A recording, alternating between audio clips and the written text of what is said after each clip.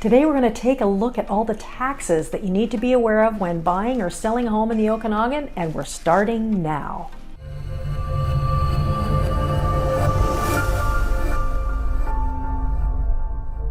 I'm Lisa Salt with Vernon Salt Fowler. Now those taxes aren't the most interesting topic, I understand. This is a very important topic that you as a buyer or a seller of real estate should know, and we're going to look at all 8 potentially applicable taxes on real estate today. Before we do that though, please make sure to subscribe to our YouTube channel and like this video as we're posting new videos every single week, and we would love to have you as a subscriber. On this channel, we give you the straight goods on Vernon and the Okanagan, our ultimate 4 seasons paradise. Whether you're moving in 9 days or 90 days or just curious about the area that we call home, be sure to call, text, or email us and just add salt. Let's start with the least popular tax in British Columbia. Actually, I don't know. Is there ever a popular tax? But anyway, let's look at the one we hate the most, and that's the property transfer tax. So the British Columbia property transfer tax applies for all taxable transactions. The general property transfer tax rate is 1% of the fair market value up to and including $200,000, 2% of the fair market value greater than $200,000 and up to and including $2 million, and then 3% of the fair market value greater than $2 million. There's also a further 2% on residential property over $3 million. So if the property is worth over $3 million, there's a further 2% tax that will be applied to the residential property value greater than $3 million. And then if you're a foreign national, foreign corporation, or taxable trustee, you must also pay the additional property transfer tax on the fair market value, the residential portion of the property, if the property is within a specified area of BC. Property transfer tax is a drag, so is GST, which is number 2. Now, there are a number of ways that GST might be applicable. The first way is new construction.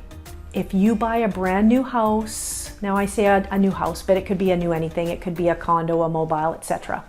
You just have to assume there's 5% GST. There are some exemptions. So if the purchase price is $750,000 or less, however, that's getting harder and harder.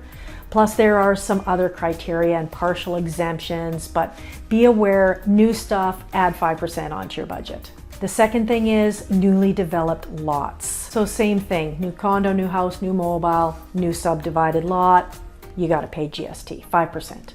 Number 3 is substantially renovated homes. So not just new homes, but if there's extensive modifications. So that's generally defined as 90% of the building interior that existed before the renovation began, or it could also be a major addition on the property as well. Number 4 is farms. Working farms earn income. Income producing properties are subject to GST. So if the farm was used in any sort of commercial activity, which may mean an equestrian center, or it could just mean selling a few vegetables at the side of the road. And you might have just done that just to maintain your farm status, but it made your property GSTable on the sale. So the rule is if any revenue has been made from farming activities, check to ensure GST isn't applicable on the portion of the lands. Vacation properties. Vacation properties that have been used for short-term rentals. So again, you're making money from the property and from your short-term rentals, GST may very well be applicable on the sale. If it's a long-term rental, say 30 days or more, no problem. It's just the short-term rentals, less than 30 days. Now, selling commercial properties or properties that have been purchased in company names and the GST was deferred when they're purchased, also subject to GST. So the real answer is it's complicated. Always seek the advice of your tax accountant in the event of selling or buying any of these types of properties, or any properties really other than just used residential housing, because this is far beyond the scope of our knowledge as a realtor. Number 3, not very popular tax, capital gains. At this point in February 2022 in Canada, there's currently no capital gains or on any appreciation of your principal residence. Yay! It's one of the only tax-free things you get in this country, unless you go to Alberta and skip the sales tax. When you sell a secondary property though, an investment property, you're gonna pay. Again, at this point, February 2022, when you sell a rental property for more than you paid, you likely have a capital gain. So you must include this gain on your annual income tax return, and you're taxed at this point at 50%. So you must pay taxes on 50% of the gain at your marginal tax rate. So let's look at an example. On a capital gain of $100,000, so say you bought for $600,000, sold for $700,000, half of that, $50,000, would be taxed at the individual's tax rate in their province of residence. So if your combined income tax rate is 30%, say, you would have to pay capital gains tax on the $50,000 gain at 30%, or you'd have to pay $15,000 in taxes. Number 4, speculation tax. Now again, at the time of making this video, there's no speculation tax and no vacancy tax here in the North Okanagan, as there is in Kelowna and Vancouver and parts of Vancouver Island. This is a huge deal and can save investors and vacation home buyers thousands upon thousands every year by buying property in Vernon, or anywhere in the North Okanagan actually, versus places that have either one or both of these taxes. Right now, the speculation tax in BC is based on the property assessed value and is 0.5% for Canadian citizens and permanent residents, and 2% for foreign owners, satellite families, and other non-citizens. The tax applies based on ownership as of December 31st of each year, and it's due on the first business day in July. And it is applicable, unfortunately, in Kelowna. The next tax is a foreign buyer's property transfer tax of 20% of the purchase price. Ouch! Which must be paid by anyone who is not a Canadian citizen or a permanent resident or registered under the provincial nominee program. This applies to any property within the regional district of the Central Okanagan, plus Vancouver, plus numerous other places, but in the Okanagan, it's only the Central Okanagan at this point.